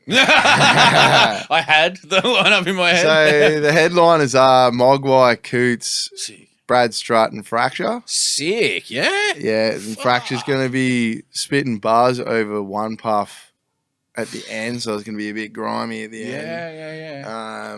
And we've got... So you got Strutter. We've got like 20 rappers on the bill. No shit. Yeah, we're gonna do like a couple of ciphers, just so we can get as many people on. Yeah. At like in that like a 20-minute cipher, say. Of course. Yeah. And I want it to be old classic beats, old New York beats to give it that freestyle cipher sound where I'll be mixing them. The beat will be chopping up halfway through the verse. I want it to be that old like shit. Like, that shit. That vibe. You don't hear no more. You don't hear no one doing that shit. Like they used to do like they had the freestyle battles at Laundry Bar, but they used to do them at Revs, and that's sort of what it was like. You know, like nothing beats that old school sound. Dude, what did you grow up on, like music-wise? I mean, you talked about Redman earlier, Rick Rubin. I mean, bro. I grew up on... So my old man was, like, into, like, metal, and he would even like shit like Cypress Hill and Beastie Boys and shit. So, like, I was, like, started off, like, metal punk, and then, like, your hip-hop that was, like, swore a lot basically because I was a kid. So, they say like fuck 10 times. It was so cool. It's I true. used to literally just sit up all night listening to Triple R and just trying to find songs with swearing, like when Do Hust and shit came out. Does that even swear? I don't even know. But like just shit like that, you know. Dude, anything that was just like wild. I remember I was in primary school and I took EPMD's second album of primary school with me, and I remember I played it to my friend at the time, and he goes, "Oh no, I don't really like it, but the swearing's cool." Like that was what it was, man. It was like the cunts fucking swore because it was few and far between back then, man. Like we didn't hear swearing like that. Yeah. The kids wouldn't understand, bro. No. But it was like the first time you saw an air sac in a shoe, like an air bubble in a shoe, bro. Like that was some shit. It was just like, fuck, you got an air bubble in your shoe. You've been trying to fucking prick cunts air bubbles and shit. You didn't like them. Like that was some shit. I was like heavily into music, bro. Like playing guitar and like making like just stacks, like just going hard rubbish, garage sales, getting whatever speakers I could, amps, and just trying to wire them all up in my room. It was just fucking hectic. So you've been about as this, like dude. A little You've been doing this shit for a minute. Like that's crazy. For sure, bro. Yeah. And then like I got a turntable from a car boot sale, and I got De La Soul. That album. Which one? The first one, the second one? The first one with the Me, Myself, and I. Oh yeah, fucking De La Soul. No, not De La Soul's dead. 3 Feet High and Rising. Yeah. And so I don't know if you'd remember the show Recovery. Yeah, of course. Yeah. They had a little thing on that Recovery show, and it was like a dude like scratching. He was like, "This is how you do it," you know, rah. So I saw that, and I was like, "I want to do that." And I was like, only like a kid, like 13, 14, something like that. Yeah. And I literally got like my old fucking I got this old like amp thing that didn't have a knob. It had essentially a crossfader. So I put it on its side and then made that the crossfader, and then was trying to scratch with this like you'll cut the belt sound driven out, almost like like one would cut the sound out and just dead the channel. Or it whatever? was just, but it would just like turn it up and down. Oh right, So I could turn it off and on, basically. Yeah. And I had a belt driven turntable. Trying to scratch it was fucked. Like, I ruined that record, which I'm spewing now. But at the same time, like, you got to start somewhere. You learn, man. Like, I needed to rinse that record to get to where I am now. Exactly. You know, like, and that's what gave me the inspiration and shit like that. That's fucking dope, dude. Yeah. And then, like, so I've just always fucking just been fucking with music. Like, whether it be like trying to make a fucking distortion or trying to just anything, bro. Soldering shit and fucking. Are you a sparky at all, or are you just fucking? Nah, bro. I'm just like a jack of all trades. I've just like been fucking with shit since I was such a little kid. And like my neighbor who's passed away, he was like an uncle to me. And he was an engineer, so I could go over to him and he'd be like, "Oh, use this tool and this tool," and then like just picked up electronics and just I don't know. I'm just good with shit like that. I can't read and write, but so yeah. But you're good fucking mechanically and shit like that. But that's what I say about this kind over here, Insidious, dude. Like holy shit, man, the quiet achiever. The man is a genius at damn near anything he puts his mind to. It's like fucking walk off, watch a YouTube video on how to fucking plumb a house, and within half an hour, this dude's plumbing a fucking house. It's just like, how do you do that shit, Russ? Like, fuck me, man. The cunt bugs me out every time, eh? That's what's just the way my mind works. Is I'm just like constantly thinking on how does that work? How does that work? I can't even watch a movie, bro, because I'm sitting there thinking, wonder how they filmed that. You're analysing it, dissecting it. Everything in my life, I dissect. like, which is annoying sometimes. But you know, you go to the movies with a chick and you come out there, what do you think? I'm like, yeah, fuck, it was sick how they had drone footage coming down through the fucking... Oh shit! Yeah, Dude, man, I will say, right? I remember fucking. I was trying to line up Brad for this podcast, right? Yeah. And it all kind of fell through. I can't remember. It was around COVID time or whatever. Something was fucking going on. I can't remember, but it all kind of fell through. It was like, we're gonna do it, and then it fell through. I mean, and it happened for the best in the long run. But then I remember I saw yous cunts get him on, and I was just like, oh, you fucking pricks! I was just like, man, I knew because I knew you hadn't done it yet. I knew you hadn't done it that, and I was like, wow, I can't believe I'm getting Brad before you. Yeah, to be honest, like that. And I said to him, I'm like, and he's like, yeah, I know, I'm gonna do it. Like, I just haven't had time, and yours came along first, and I was like, fuck. Oh, I can't. He's a lord, man. Like, I met him only recently at the protests. And man, he's a really smart dude, and like, I could relate to a lot of his ideas on life, and bro, he's an absolute legend. Yeah, like. So you were protesting down there? You were fucking out there? Fucking, I was on the front line, bro. How was fucking Melbourne, dude? We were talking about that shit last week. It was like actually citizens being fired on, tanks rolling in. Like, what no one actually. It's like you don't understand until you were there. Oh, even man. People like my mates who grew up in the suburbs, they're still living out there. Yeah, they're like, "What are you complaining about, bro?" I'm like, "Dude, try and go to my studio." And get harassed. I got tackled off my bike. I got like pepper sprayed. Fuck. Like so much shit. Shot at. Jesus. Like, yeah, man. You got shot at down there. Absolutely, bro. Fuck. So we were there when the CFMEU one first kicked off, right? Yeah. The World Hip Hop Show was on. So we're sitting there with Muscles and Carney and Denta, and we were just playing World Hip Hop and just watching the live, bro. Like, we were like, as soon as the show's over, we're going up there. Yeah. And we didn't really know what we were doing. We walked up there, like, oh, what's this? You know? And then we see this big line of cops with guns, and like, you just think in your head, like, they're not going to shoot it. That's a threat, you know? Yeah. So I just walked straight up, like, filming these guys with guns. Yeah. And they just started shooting at me. Fuck. I duck behind this car, and they're shooting at the car, and I'm just like, what? The lights go green. I leg it, and there's this old, like, drinking fountain. Yeah. And I just duck behind that, and they're just popping the drinking fountain. And Jesus these bullets are like paintballs, but instead of paint, they've got capsicum dust in it. Oh. So when it hits the wall, goes into dust. So I'm just like hiding behind this thing, and all of a sudden I'm coughing. My eyes stinging. I'm like, what the fuck's going on? And I just ran down. There's an old Aboriginal lady coming out, and she's like, oh, what's going on? I'm like, go, just go, get out of here. Like, like they're going to shoot you. And she's like, well, I want to see. I'm like, nah, you don't. And then it was my duty to stand on the other side of the road where all these people are knocking off work, walking straight up into this.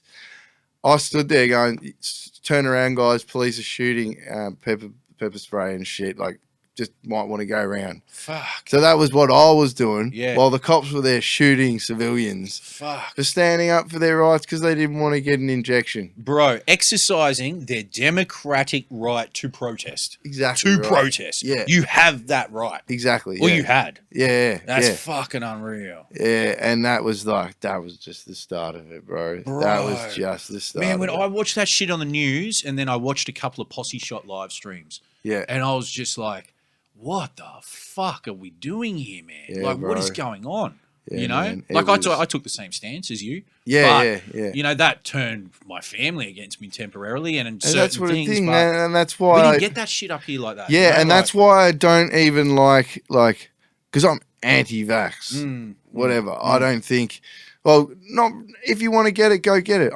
That's the wrong thing to say, actually. I'm about whatever you want. Like, it's a free country. Yeah. If you want to get this, you can. If you don't. But that's the thing. This having even just a view like that turns me away from, like, it's divides the nation, which was the saddest thing for me to see. We couldn't have an opposing view on COVID. It's only now that we can really talk about it. There was even podcasts we did where like we had a conversation with, I can't remember who, I wouldn't even put them out there anyway. And it was like edit that conversation afterwards because it was a view that was opposing COVID at the peak of it. Yeah. You know, and it was like, and okay, fair enough. Cancel you shit. Yeah, you know, like, yeah, we're going to get cancelled. They you know, put that like, little thing at the bottom. Like, oh, bro, we got that on all of them. Yeah, you like, scroll fucking, like, I noticed them start popping up one day. I'm like, man, I'm checking our Spotify thing or whatever, and we've got that fucking thing on all the episodes that mention COVID. Yeah, I was like, man, does that episode mention it too? Like, it's just, yeah, you know, it's only now that we can have a bit more of an open dialogue. But in saying that, can we? You know, like, I know. You know, it's only a matter of time until the fucking next thing sort of. Well, if you look what's happening in China right now, the lockdowns are going again, dude. And like, if you look what happened the last time. It all started in China. The lockdown started there, and then it came to us. Yeah. And the most, just as long as they don't have a curfew, bro. If they do this curfew thing, I think like that was like the most communist thing you could ever deal with. It was like 8 o'clock at night, bro. Dude. I don't have dinner till 8:30. Yeah. So it was just like, what? Yeah. Like, and when it first started, like there's choppers flying around, bro. And they also had this. The cops bought this thing. They don't put this shit on the news, but they publicize it because they have to. It's a part of the budget. Yeah. But they bought a wide-angle surveillance plane that flies way up in the sky, and it's got this camera that zooms in to like 10 Ks, and it's like such a good camera they can zoom in to like each person. Fuck. And like so they could. Well, I don't know. I know they were flying it up and down the whole of Melbourne after curfew. Yeah. I was watching it on the radar. Yeah. I don't know what they were doing, bro. It was the middle of the night. They weren't taking photos. Nah, bro. They were literally just going, how well is our shit working? How well can we lock people down by just saying stay inside? Yeah. Like, dude. And like, dude. And the divisiveness of it all, like just the fucking, just that wedge that it drove in the public, man. It's like you said, you're not anti-vax. You're not. It's kind of like, man, if you make that decision, that's your decision, man. But I'm making this decision. Yeah, you know, it's just like, man. I always said, if once you can travel, if they say you need it to travel, I'll get it so I can travel again. Yeah. But then it got to a point where I was like, nah, I'm not doing that because. What about the people who've been practicing natural medicine their whole life? Yeah. Or someone who's just doesn't want a needle. It's like, like you know, like it could be any reason. It doesn't. You don't even have to have one. No is a good enough reason in my eyes. So it ought to be. Yeah. It ought to be. In our society, no ought to be a good enough reason. That's right. And you know, you want to know fucking something strange? I got sent a news report fucking over the weekend. And it's stating that the unvaccinated have a better chance against COVID than the vaccinated.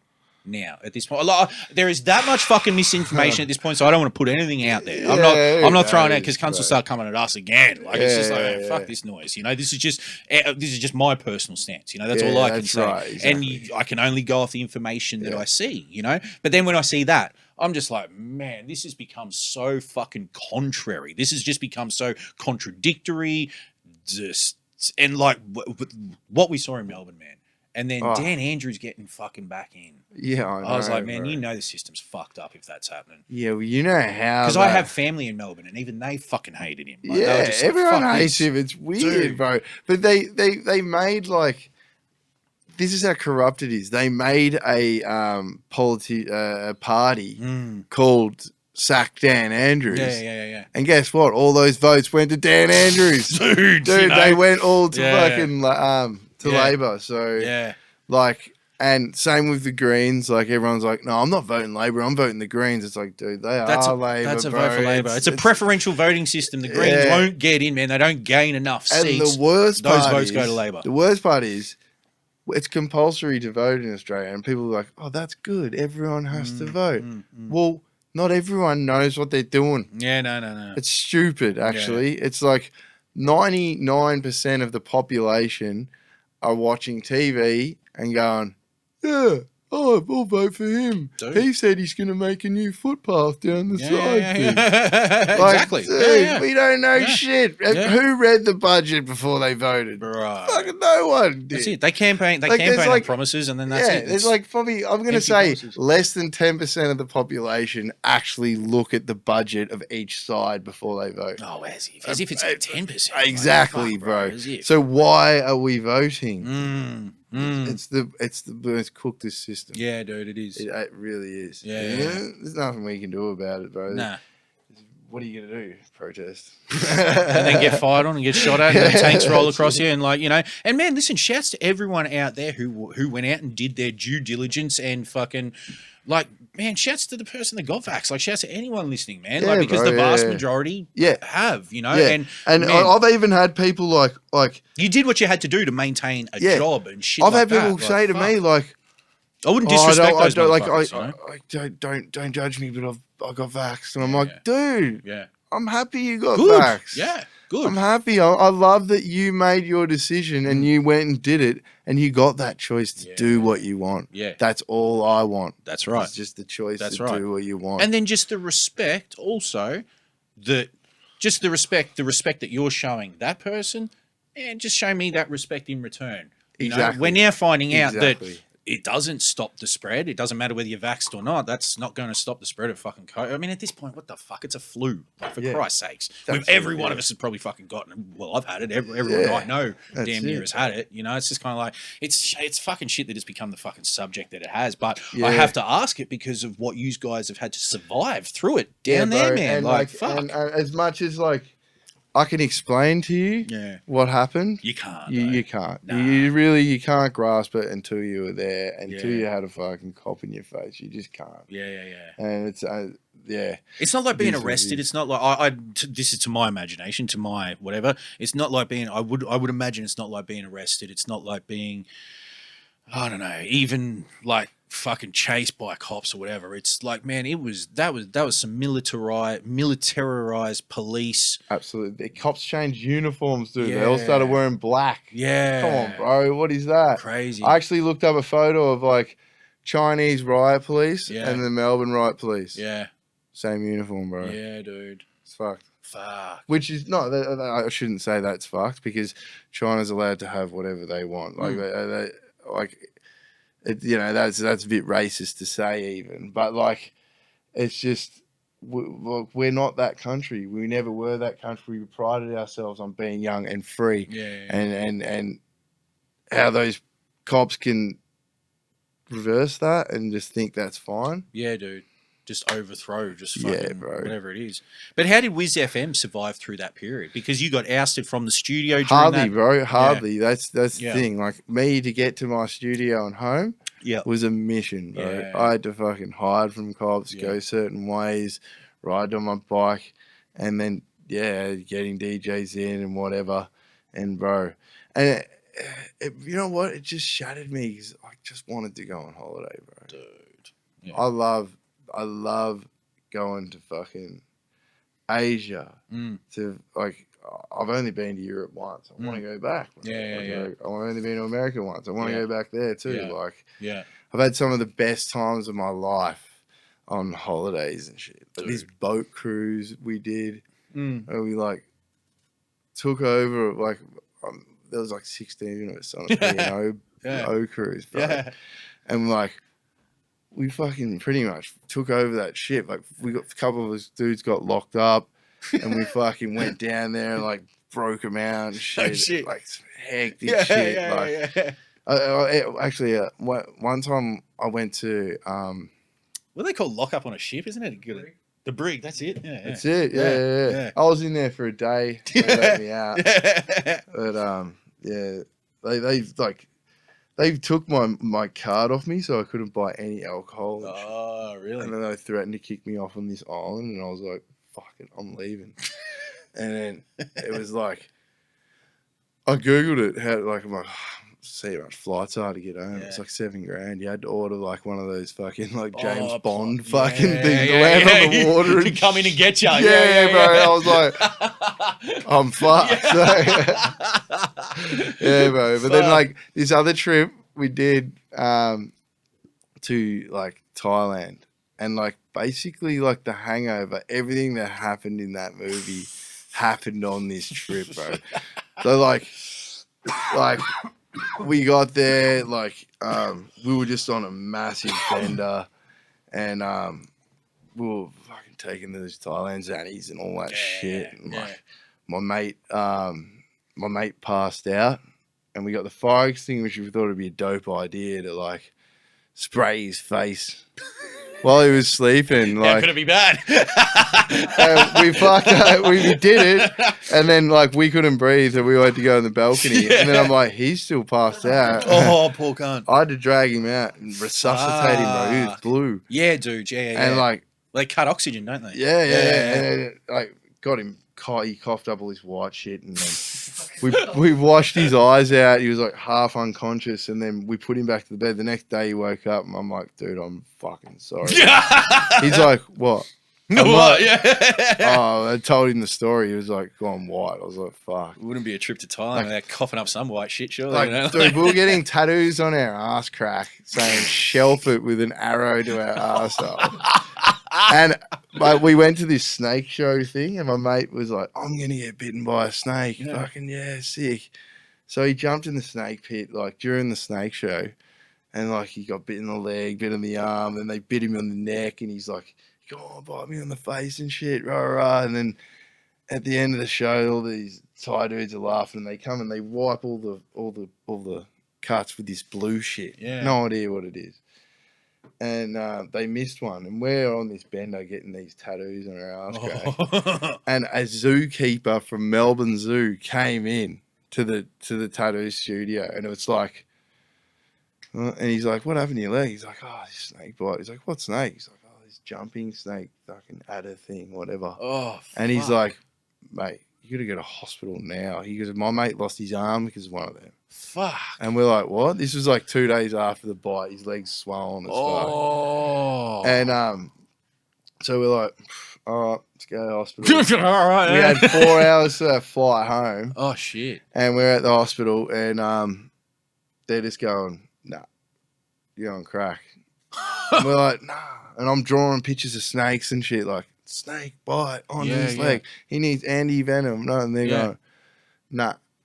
And then they just go, they called the cops on us and said that we're on crack cocaine. You're joking. So the cops came and dragged us out of the hospital. Fuck off. And like searched us, cuffed us on the ground and shit.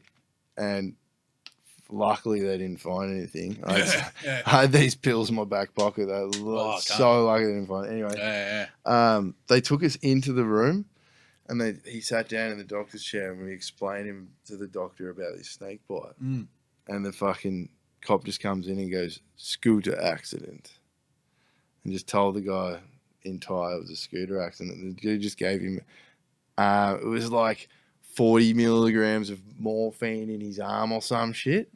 So he was just like, just dosed up. And I was like, we got like an hour to our flight. Let's just get to there. Like, let's get to the airport and take him to an Aussie fucking thing. So we had like all these painkillers on us and shit, like all these anti-venom. We're just going to the chemist asking for anything, you know?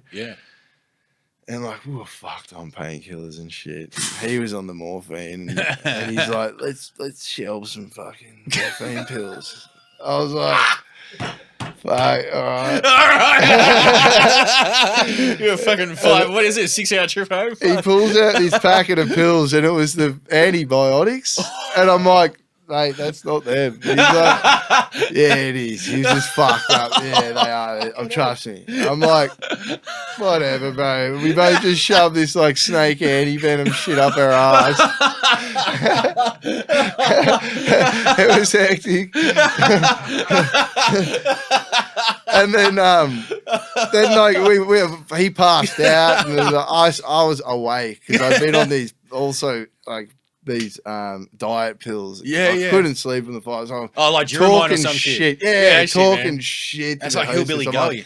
He's had a snake bite. He needs to go straight to the thing. Like he's been dosed up with morphine. That's why he's asleep. And they're just like, oh my god, all right. So they put it on the speaker of the plane. Like, okay, everyone, stay calm. We've got someone on the plane with a snake bite. And an asshole full of pills. And then they're like, all right, we're going to organise a wheelchair. Everyone stay seated. We've got to get the snake bite guy first. And they wake him up. The wheelchair's there, and I wake him up. I'm like, oh, buddy, get in the wheelchair. He's like, I need a fucking wheelchair. Not a fucking pussy. Fuck off. Everyone on the plane's watching him. Like, I'm just like, get the fuck in the fucking wheelchair, cunt. And we get to the fucking customs bit, right? And the sniffer dogs are there, and I've got him in the wheelchair. Fuck. And it's fucking funny as we were snorting coke over there, and I've wiped the thing on my shorts, and I'm like, this is how people get done at the airport because they wipe their card on their shorts. I didn't change shorts, did I? So the sniffer dog stopped. I got me mate in a wheelchair. I'm just like, fuck. I just looked at the cop. They're filming it and shit. I just go, today's not the day, man. I've got to get into the hospital, bro. Like, I don't have drugs on me. Dude. And they're like, go on, buddy. Yeah, and no shit. Let me through. Yeah, like, yeah. thank fuck. Yeah. Yeah, because I did have drugs on me. Yeah. Dude, I had a couple of mates come back from South America, and they're coming back, and they got fucking caught. Well, they didn't have anything on them, but they got caught with traces, and they got pulled aside and taken into an interrogation room, and they had a similar situation. It was like 45 minutes till they got to get on a plane, and they're being interrogated. They got to bring in a fucking English-speaking interrogator and all that kind of shit. And my mate said to me, he goes, "Man, listen, we're Australian tourists. Of course, we fucking got on it."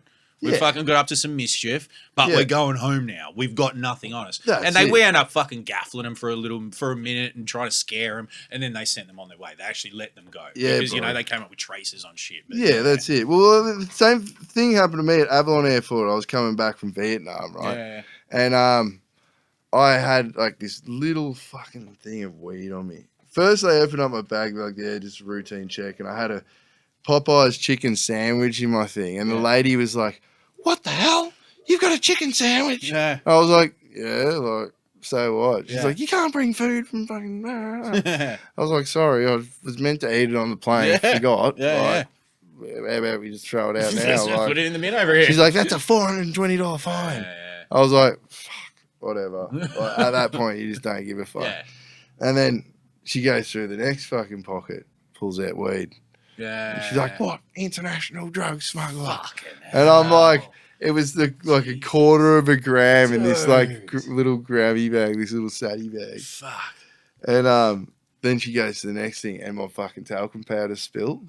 And she's like, "What?" I'm like, "Oh no, me coke spill out of me thing." And she's like, "That's it, we've got coke, we've got some coke here." And they brought everyone over and shit. And they've got this tiny little fucking thing of weed and this thing of talcum powder. And the guy testing it, the tester dude came over, and he's just like, he goes to the lady, "I think this is actually talcum powder." And I'm just like winked at him and shit. He's like, he swabbed it, and then he grabbed the weed bag and he swabbed the outside of it. He didn't actually swab the inside of it. Yeah. And he just like gave me this nod. Yeah. And I was like, all right, sweet. And he comes back and he's like, both came up negative. And she's like, "No, that's definitely marijuana." He's like, "No, well, it came up negative."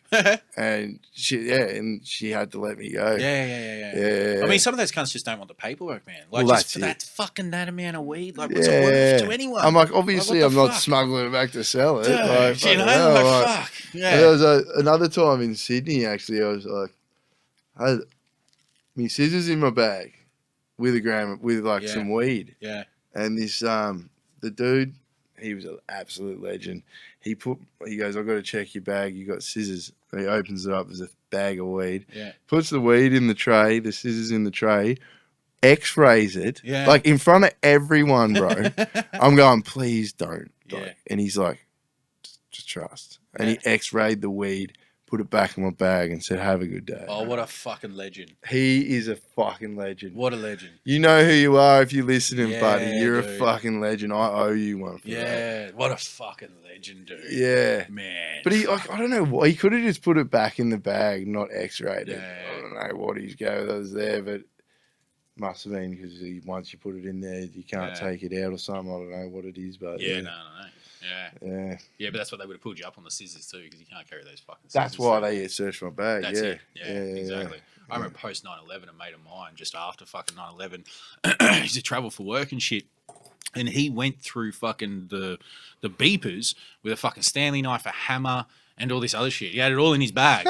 And they're just fucking, man. Like, I mean, they didn't tackle him, but it was just like a fucking, there was like this monumental freak out amongst all these cunts. He goes, man, I travel for fucking work. I got a Stanley knife, a hammer. You can't have this, is a fucking this and that, you know? Yeah, bro, He's like, well, just fucking take them. I don't need them. Like, fuck, I'll get new ones. Yeah, and now you can't even take a fucking, like, more than 80 mils or something. Like, it's so retarded. Yeah, back in the day, you used to be able to take a 6-pack on the plane. Oh, man, the cunts would back in the day, you could smoke on the fucking planes, you know? Like, you know, they've still got ashtrays in some of the planes. Bro. You know? Yeah. Some of those old planes. And even to this day, you can smoke in a plane, mate. Yeah, you find a way. There's a way. I can teach all the listeners. Is that right? Yeah. Let us in.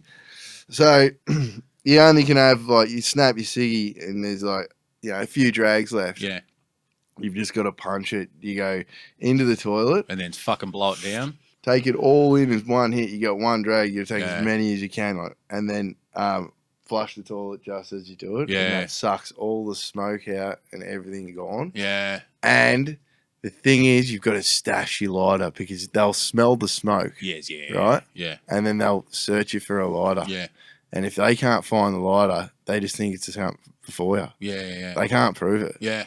So, and also they have tampons in the toilet things that you can stick over the smoke detector. Yeah. So there is ways. It's not.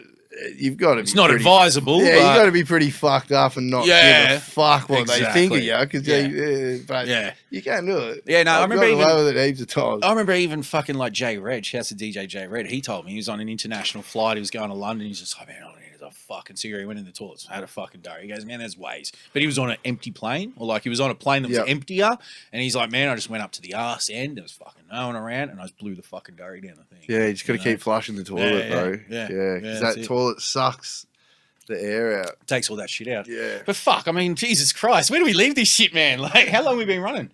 Yeah. Oh, fuck, can't tell me. It's fucking 2 hours already, bro. Yeah. I mean, fuck, we could talk these fucking stories all day. I mean, bro, I've got yarns on yarns. Yarns you got to cut me off, man, you know? Nah, but dude, this has been legendary. Like, man, I've been watching what you guys do just, you know, for, I don't know, for however long now. And, man, I fuck with it, dude. Like, I fuck with the idea. I fuck with the ethos behind it.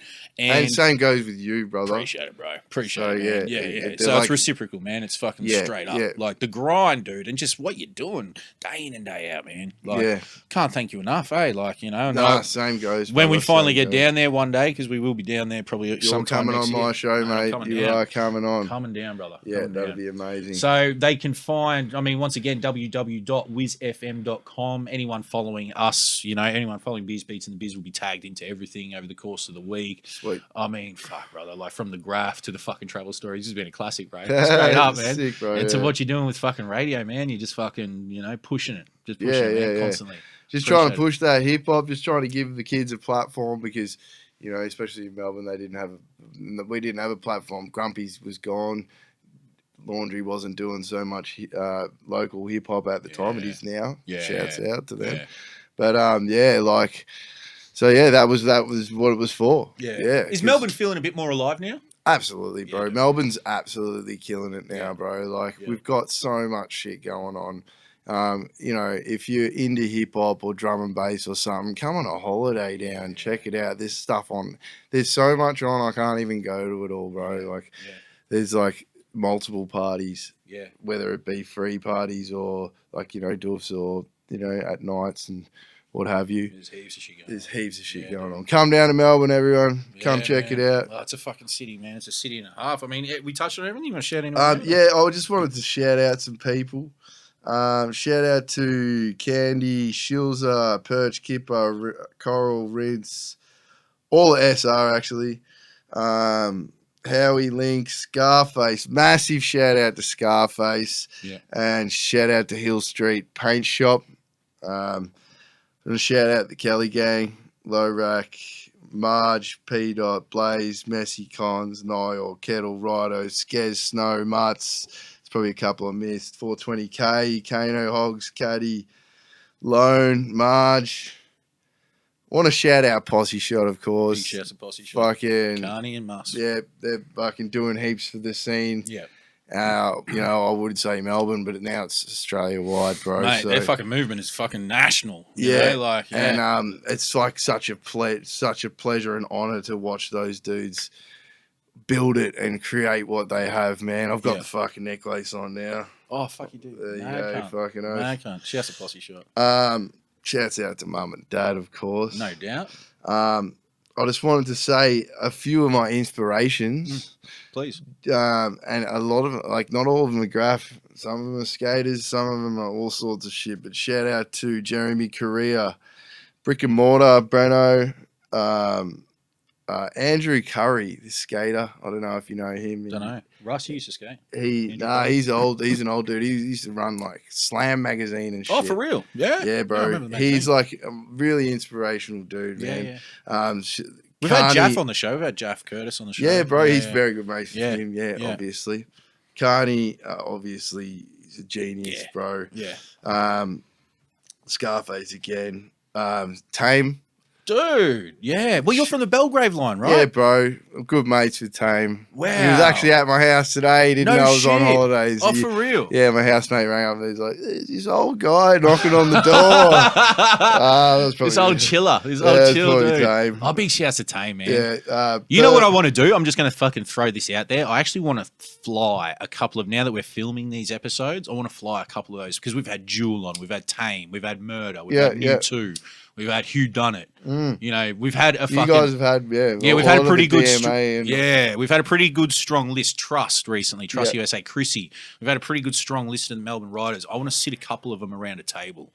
You know, Bro, I want Tame to be one of them. Yeah, you know? man. Yeah, I want to see them on the cameras if they're up to it. You know, Jewel probably get Johnny back on. Maybe Murder, whoever. I haven't put it out there yet, but in 2023, I want to sit these cunts around a table because they've all got like that. Once you get them in the room at the same time, yeah, that's what I'm. And then they're bouncing off each other, and they're like, "Remember that old tag? This old piece for." Yeah. Bro, I was going to ask you earlier because when you said you're on the Belgrave line, I was like, "Oh, fuck, I wonder if you knew Tame or you know, you like grew up on that shit." You know? Yeah, like, bro, fucking oath. Yeah.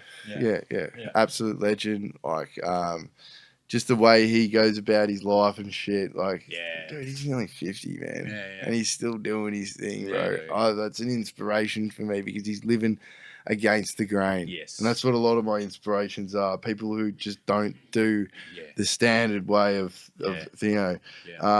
Another inspiration is my mate Kano. He's fucking always pushing to, you know, be a better person and what have you.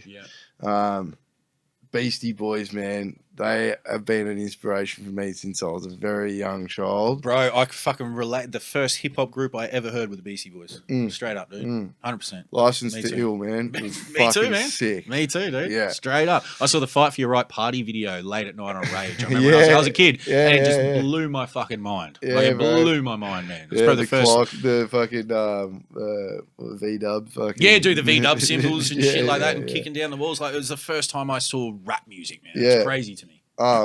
Redman, I've already said. Fucking Desi, Des, Cap, is the Whiz, all those lads. Yeah. Pisa, he was a massive inspiration. Jets and Pisa. Bones and Stan and Bones. Yeah. And like even Mick Porter, bro. I wrote his name down because he's a mad inspiration. I don't know if you know Mick Porter. Nah, he's been an artist in Melbourne. Like, he does these weird face things and he gets all these like paint from the bins and shit, dude. He's a really inspirational dude for me anyway, because he just lives off the grid and has the market, sells all his shit at the market. He's actually Cinch's older brother, actually. Okay. R.I.P. to Cinch, actually. Massive rest in peace, Cinch, and he's just, his whole family are artists. Okay. Yeah, and their whole family are pretty inspirational, really. And what, living off the grid and just fucking... Well, not off the grid, like, just, no, you know, he's, has his own means of making money and his own means of making art and self-sufficiency. Yeah, he does his own thing, and I love that. This is crazy. Yeah. And I want to obviously shout out some RIPs. RIP Clarkey, Lee Mosley, Binzy, me pa, Baldy, Mesco, Heel, and Anchor. Suicide's a fuck thing, bro. And I just want to shout out to anyone who's feeling fucked. I've felt suicidal before, and just I always say it. You can always fucking message me. I'm generally message people back, and if it's a message like that, I'm gonna give you a voice message or something back. Yeah. So because that's one of the biggest issues in graph. And issue, bro, it's actually bad. It's really bad. Yeah, and it's just one of those things you just don't really get over. Like when people go, they go, but when people take their own lives in that way, I mean, we've had a good mate, like a crew, a member of our crew, and he committed suicide after his 40th birthday, the week after. So he must have gone into his 40th birthday because it was premeditated and it was, and that all goes through your head, man. Right, and you think about it after the fact, and it's just like, man, like I have to make bottles, like anyone probably listening to this show has probably heard bottles mentioned, or even the music and shit like that, 750 music and that. But like you think about it, and he was always a left of center dude, like he was always a bit out there, and you didn't know how to take him at all times. Like, he's a big fucking scary looking bikey motherfucker too, but he wasn't.